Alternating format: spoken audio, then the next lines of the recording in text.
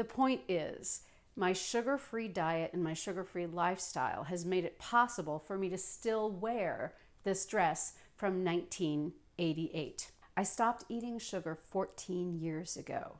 And the more sugar I eliminated in the form of processed sugar, processed foods, grains, seed oils, vegetable oils, the more of these foods I removed, the better I felt and the less I craved. So the reason I'm wearing some vintage fashion today is I want to talk about the idea of replacing sugar, replacing the things that we crave with the things that we love. In the past, I've craved nicotine, I've craved Trident gum, diet soda, but I've also craved shopping and spending in order to make myself feel better.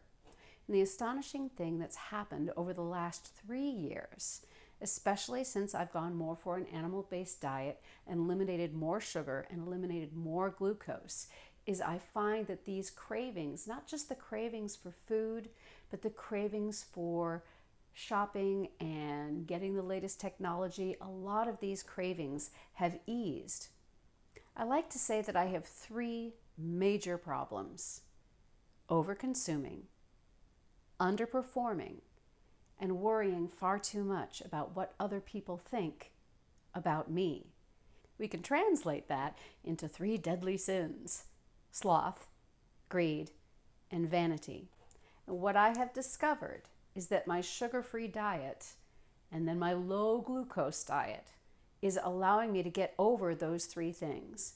I find myself less greedy for food, less greedy for new clothing, less greedy for new technology like the latest phone or the latest computer, although I appreciate a high-quality phone and a high-quality laptop because of the things they allow me to do, which is to communicate with you and to communicate as an artist. Because I do think that the most important things that I can communicate about a sugar-free lifestyle are that the way to get off of sugar is to replace it with something else. So in other words, how do you stop eating sugar?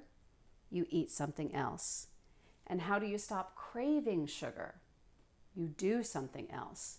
And I have managed to stay off of sugar and grains and seed and vegetable oils for 14 years because I have consistently replaced the pleasure that I used to get from those foods with the things that I am doing: acting, singing, dancing, working with my dogs. And what this video is about is the encouragement for you to find the things that you enjoy more than you enjoy eating sugar. Because if we think about over-consuming, there are aftermaths to that. There are consequences to that. And I feel very fortunate in that now, if I get into sugar, heaven knows, if I get into the Chardonnay, if I get into these foods or these liquids even a little bit, I immediately feel consequences. The last time I had a glass of wine was in 2017. And I remember it was my favorite. It was Rombauer Chardonnay. And even after half a glass of wine, I noticed that my heart was pounding. I felt like I was flushing. I really did feel like I had an allergic reaction. And I'm grateful for that because that means that I didn't end up drinking a whole bottle and having a hangover.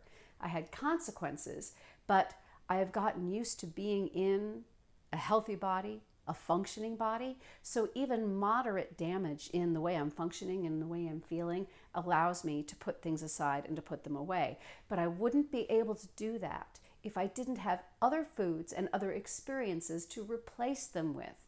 So if I'm hungry and I've had my breakfast and I've had my lunch and I'm still a little bit peckish or a little bit hungry, I know that I can whip up some cream, a little bit of cream cheese, some stevia, and a little bit of unsweetened cocoa powder, and that gives me that enjoyment. There's a richness to it, there's a satisfaction to it that doesn't mean I end up getting cravings and looking for other foods to eat. I think that's the most important thing I want to share today.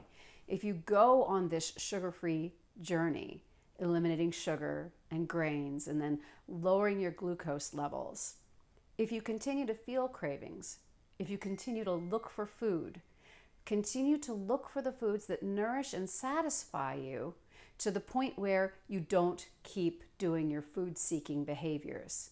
And another way that you can do that, you can see my guitars behind me. I want you to look for the other things in your life that can replace the pleasure that you are getting from sugar. And yes, it has to do with serotonin and dopamine. It's very physiological, but the solution can be emotional, mental, psychological, because if you take time when you're not having cravings to think about the things that you would rather do than overeat, you can use that time and you can use those techniques to build your own way of eating so that you can be healthy and happy and eat for yourself. Until next time, I'm Catherine Gordon for Sugar Freedom. Take care, everybody.